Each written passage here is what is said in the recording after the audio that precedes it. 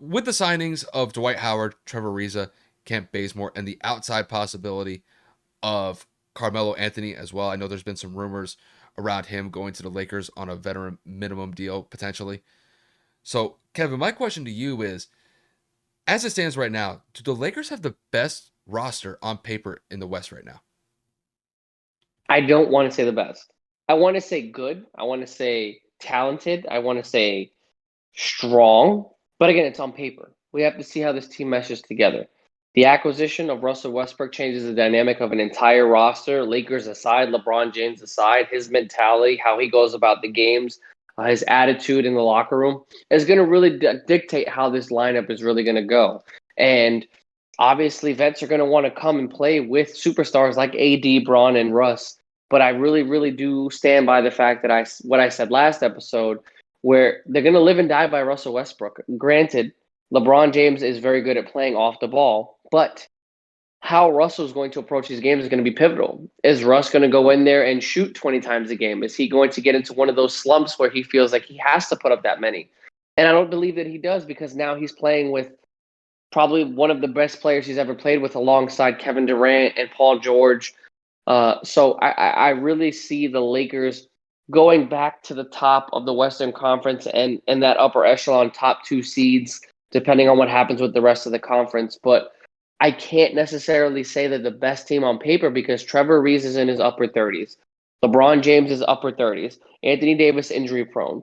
Russell Westbrook has his own issues between his play on the court, his mentality, and obviously some of his injury questions. And, Kent Bazemore, Wayne Ellington, Dwight Howard, all in their upper 30s. So if this continues the way that they're going, they might have the oldest roster in the NBA. Not to take away from the fact that these players can't play at a high and efficient level. But when you're talking an 82-game season, are they going to all be able to make it? Who knows? Are they going to be able to stay healthy? I have no idea. But in terms of strength and belief, if they were to stay healthy, I do think that the Lakers can remain at the top of the Western Conference. I think if you look at this team on paper and you go back like 8, 9 years to like 2012, oh my God, this would be a God squad back then. If you had all of these players You're on the not team lying. currently back then, yeah, that would be an amazing lineup. But I think your points are well made. This is an older team. There's no denying that. And the one thing that's going to really stand out to me is whether or not that these guys are going to be available.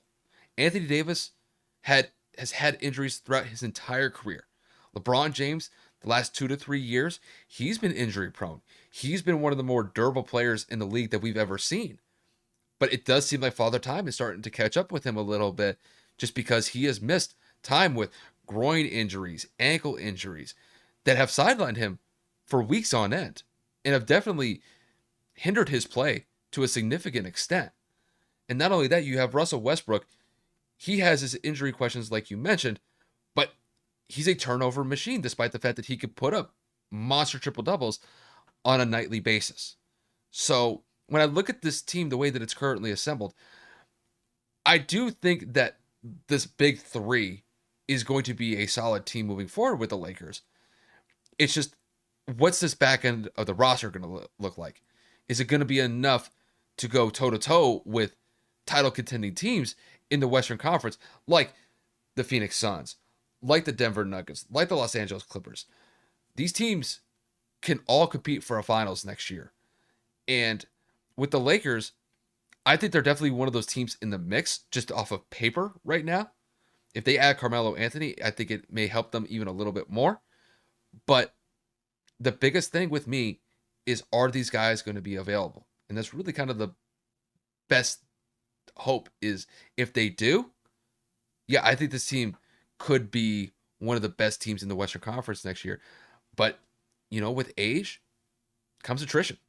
And these guys have been in the league a long time, especially when it comes to LeBron, Dwight Howard, Anthony Davis. And Anthony Davis, even though that he's still relatively young, he's had injuries throughout the entirety of his career. It almost kind of makes him look old, or make him sound old, just because with all the injuries that he's had. So I'm not going to say that they're the best roster on paper in the Western Conference. You could make a case that they might, but I think by and large, I would still side with Phoenix just because I think they're a more well-rounded team from 1 down to 10 and even beyond that. So you could make a case that the Lakers have it, but I'm going to side with Phoenix on this one just because, they got to the finals this year. I have to respect that.